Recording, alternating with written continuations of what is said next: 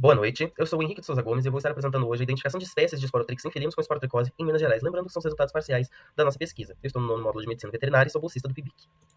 Afinal, o que é a esporotricose? Ela é uma doença que acomete tanto seres humanos quanto animais, podendo ser passada de um para o outro, que é fúngica, e ela vai acometer tanto a pele quanto o subcutâneo, por várias espécies diferentes do mesmo grupo chamado esporotrix, sendo os felinos os mais frequentemente acometidos. Esse fungo ele pode se apresentar em duas formas, que nós chamamos de dimórfico. Aos 25 graus, ele vai se apresentar de uma forma que, ao microscópio, nós vamos enxergar ele como margaridas. As estruturas que ele vai apresentar ali seriam como margaridas. E aos 37 graus, ele vai ter o formato de levedura, ou seja, ele vai estar mais oval, se assemelhando ali a um charuto, sendo bem característico. Dentre as espécies que nós conhecemos, temos 53 delas, sendo as mais relevantes clinicamente, que vão realmente ocasionar a esporotricose na doença, o Esporotrix brasiliensis, Schenck, globosa e Laurier.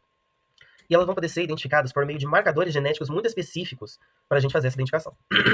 O objetivo do nosso estudo foi de realizar essa caracterização molecular do DNA dos Esporotrix, que foram coletados de felinos com esporotricose, para que assim a gente pudesse conhecer as espécies circulantes no município de Lavras, Minas Gerais e região. A metodologia que nós adotamos foi de coletar amostras de gatos que foram encaminhados para o setor de patologia veterinária da UFLA para a necrópsia, que é um exame em que nós verificamos do que o animal morreu, de fato. E essas amostras foram coletadas por um suave, como aquele da Covid, e foram colocados no meio específico para manter essa amostra viável. As culturas que se demonstraram positivas foram então expostas a uma temperatura de 80 graus Celsius por 1 hora, para que a gente pudesse inativar esse fungo, matar esse fungo, sem destruí-lo, para que assim a gente pudesse manter a sua integridade, a integridade do seu DNA, para que nós pudéssemos fazer as nossas análises com um dos genes que é comum a todas essas espécies de esporotrix, que é o gene da calmodulina.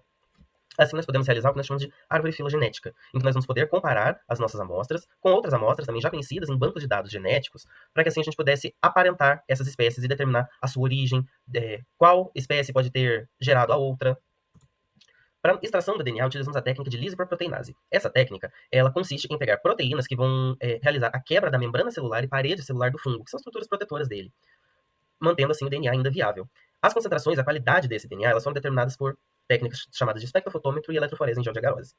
As reações que nós fizemos depois foi a de PCR, e nós realizamos elas no termociclador. O que é esse termociclador? Ele vai realizar vários ciclos térmicos em diferentes temperaturas por diferentes períodos, seguindo um determinado protocolo, que foi a dissociação da molécula do DNA, que ela vem numa dupla fita, para que nós pudéssemos separá-las.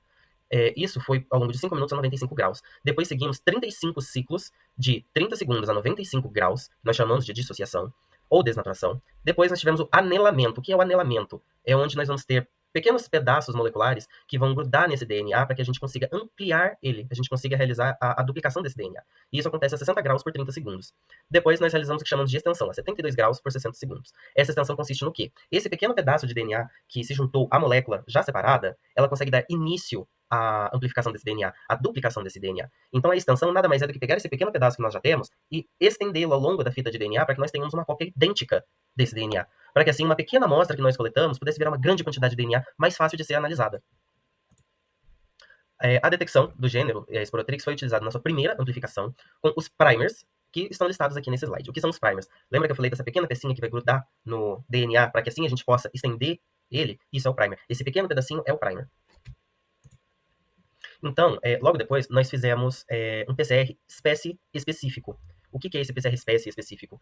Nós utilizamos primers específicos, que são esses listados aqui nesse slide, para que nós pudéssemos verificar se aquelas amostras eram de determinada espécie ou de outra espécie do Esporotrix. O que nós fizemos antes foi apenas para determinar se ele fazia parte daquelas 53 espécies usando o gene da calmodulina. Agora, utilizando desses primers, nós conseguimos determinar se ele pode ser o brasiliensis, se ele pode ser o Schenck, o globosa ou algum outro que foi utilizado na nossa pesquisa.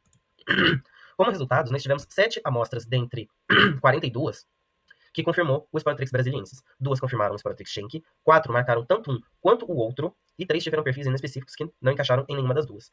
26 amostras das 42, elas simplesmente não amplificaram. Isso demonstra uma certa limitação nesse processo da PCR, porque a identificação dessas duplas amostras, o que nós tivemos ele é compatível com outros relatos de Esporotrix em outras regiões, em outros estados, em que se teve surtos zoonóticos da doença.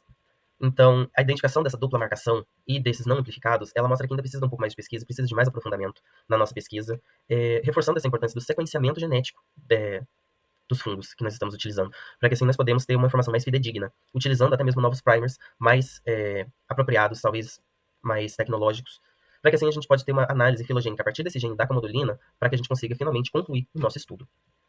Que são as referências. Muito obrigado.